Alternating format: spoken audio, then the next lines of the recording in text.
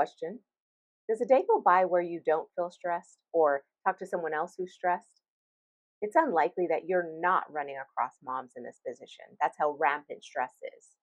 Yikes. So, what's this thing, this cause of stress that's preventing moms from being a good mom and running their businesses at the same time? They're running around the house. What do I have to do today? How do I need to prepare? Did I take my vitamins? Did I drink enough water? Who needs me today and by what time? What can I fit into that time before they need me? Whether you have 9 kids, ADHD, no time to yourself, or you're just a busy mompreneur managing 95% of your household on your own, this video is for you. Hi, I'm Yvette the Declutter, your less is more coach and business mentor, and I help moms do both. Build a thriving business that supports her being the amazing mom she wants to be. And today I'm going to share a little science behind how the mental load affects your business and the exact shifts you get to make in your life to lighten the load. Stay with me. What is the mental load? I did a few breakdown videos on this topic, 5 phase of motherhood, so I won't rehash it all here. I'll actually link them below. But basically, the mental load, by definition, is cognitive labor.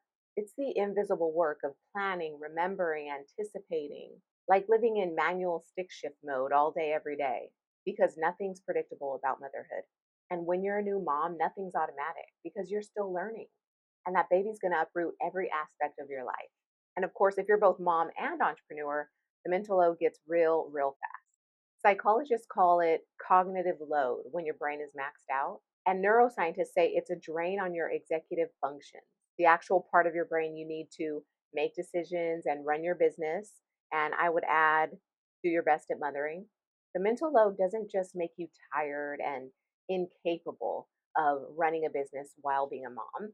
It systematically chips away at the very cognitive functions you need to fully express yourself as a creator. Your creativity, your focus, your decision making, your resilience. So, what are we so busy doing? Oh, I'll tell you. I have my list right here. A mompreneur's daily to dos. Keep the household running. Meals, laundry, dishes, cleaning, and the invisible tracking of who needs what. Manage kids' schedules. School drop-offs, pickups, extracurriculars, play dates, doctor appointments, remembering spirit days and PTA, and packing snacks. Being emotionally available. Answering mommy look 50 times. Breaking up sibling fights, making sure no one kills each other. Giving cuddles. Teaching life lessons. Plan and prepare meals.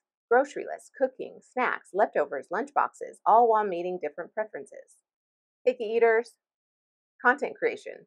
Filming, editing, posting, or planning content for the business. Client and customer work. Calls, coaching, emails, packaging, shipping, and service delivery or fulfillment. Admin and marketing tasks.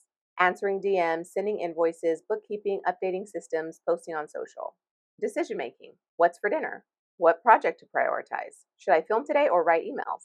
Self-care. Exercise, journaling, and personal hygiene. And miscellaneous. Remembering birthdays. Planning vacations, managing finances, paying bills, ordering household supplies, etc. What happens as a result of all this busy work if you're also not eating well, hydrating well, or sleeping well? Let's talk about the consequences of a heavy mental load on a mompreneur, besides just losing track of your phone on a daily basis.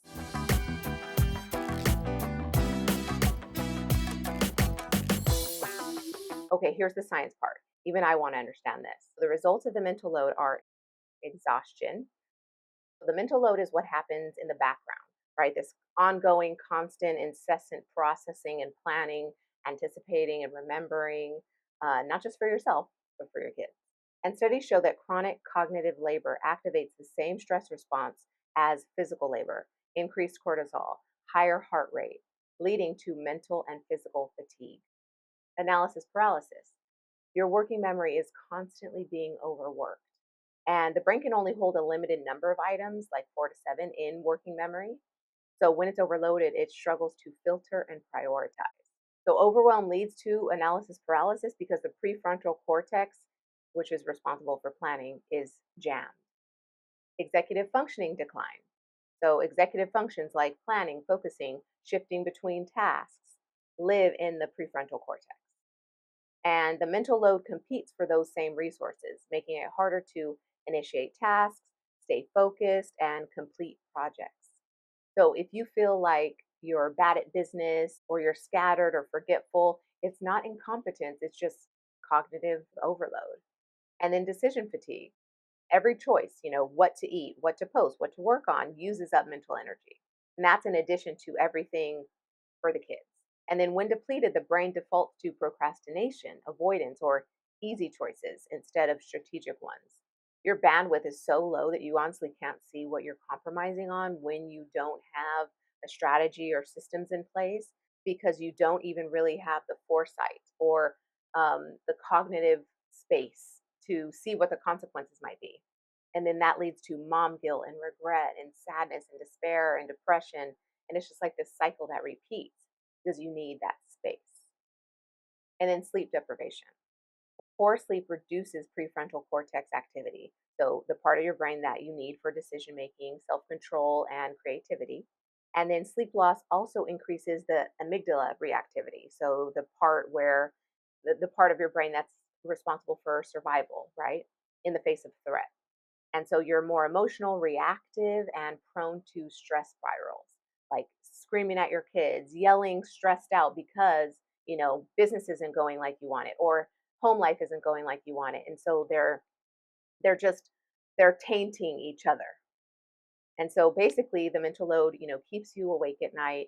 And then the lack of sleep worsens your ability to handle the mental load. And it's just this like cycle. And I was watching YouTuber Jenna McCabe's video, and she was talking about how when she became a new mom, she got back to work too soon, and she realized like the error in her ways because she got really stressed out. She was only getting like 1 to 2 hours of sleep a night with this newborn, feeding and everything. I remember those days. And she regretted like going back so soon, to the point where she just needed space to just be mom. When it came to the nursery, she was just with baby, like she would just be reminded, like, I'm mom, this is what's most important right now. And I could just be with my baby and quiet the noise, not let any other energy but this right here into this room, into this space. And so she made it a point deliberately to like kind of ask everybody else to stay out while she was in. All right, so now for my 4 tips, mompreneur tested and approved to reduce this mental load. How to stop letting the mental load ruin your business. Tip 1, prioritize rest. Yeah, it feels like everyone's talking about this because everyone's finally starting to get it, that rest is crucial. It's important, and moms need it more than we're giving it to ourselves. Research shows short intentional breaks throughout your day, breathing, stretching, a 5-minute walk, just walking away from the computer, reduces cortisol and restores focus. Yay! So make rest part of your day.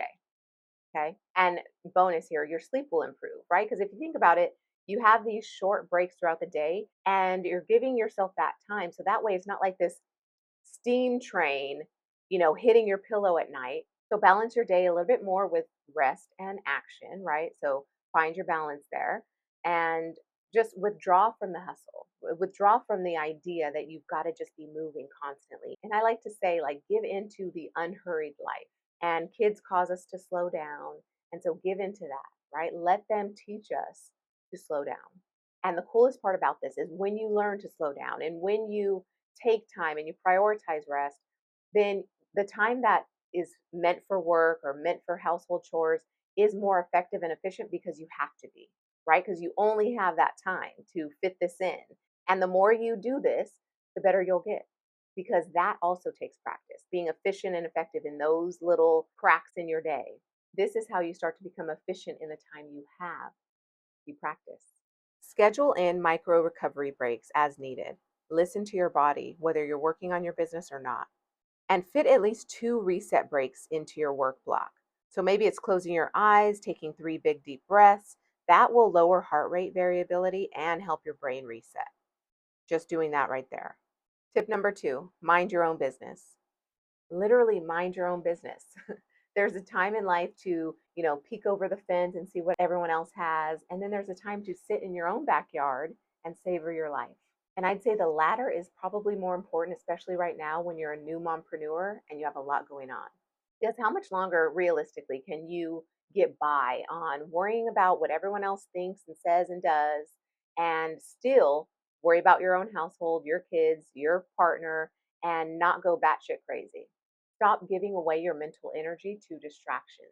As it is, you're already hard pressed to complete a task start to finish because baby, toddler, kid interrupts every train of thought you have. Our attention is already broken. So stop spending so much time in the comparison game or the complaining game that you literally shut down your creative functioning. You have to be allowed the space to do your creative, deep work, or your business will go nowhere. Besides, when it comes to social media, all I find when I scroll is more to do. So if all social media is doing is growing your to do list, trying to keep up with everyone else, step away from the app. Refer to your top 3 business action items for the day before you open email, Instagram, or analytics, and attend to the tasks directly related to making money or generating revenue first. And then when you're on TikTok or Instagram or YouTube, for instance, set a timer for 15 minutes and get off. Tip 3, create the simplest workflow ever. Would you say that being overstimulated is good or bad for someone's upbringing? Could it be that having too much visual, audio, spatial interference might actually hinder their ability to focus, rest, process, and enjoy silence? I'd say so, for the kids and for you.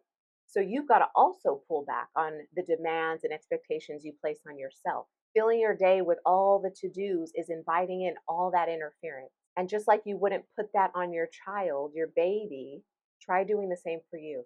So that means business is going to have to operate on mom hours, nap time, and between drop off and pickup gaps, and maybe a few late nights here and there. And right now, it might feel a little bit like you're torn between running a business and running a household. But I invite you to make a perspective shift here and look at it as making a home and living on purpose. That already feels lighter. Honestly, that's what helped me get over my obsession of bending over backwards, trying to do it all. Like I didn't just birth 2 humans who need me 24/7. And because I saw a glaring difference between life then and life now, living on purpose felt like a no brainer. I'm a mom first, so everything else has to fall in line from there, or it has to fall away. I know that sounds harsh, but it's also temporary until you settle into this new normal. Simplify to one workflow: plan, create, post, repeat. No extra bells and whistles, no perfect setups. Just do the thing that matters the most first. Use the tiny next step rule. So break tasks into 30-second starters.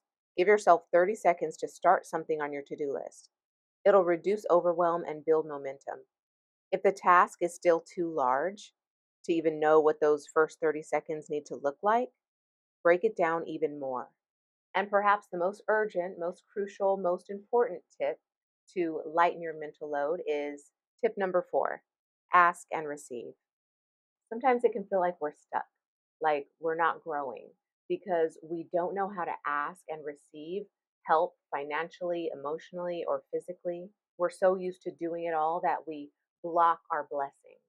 We block the opportunity that would lighten the load. So instead of asking, how do I do all this? Ask, how do I let go of the need to do it all myself and trade it for the peace of letting others help me so that I can focus on the things that matter most.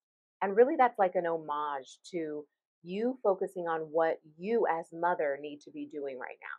Because balance isn't about doing it all. You'll find balance when you discover your priorities. Mom brain and momnesia isn't a flaw.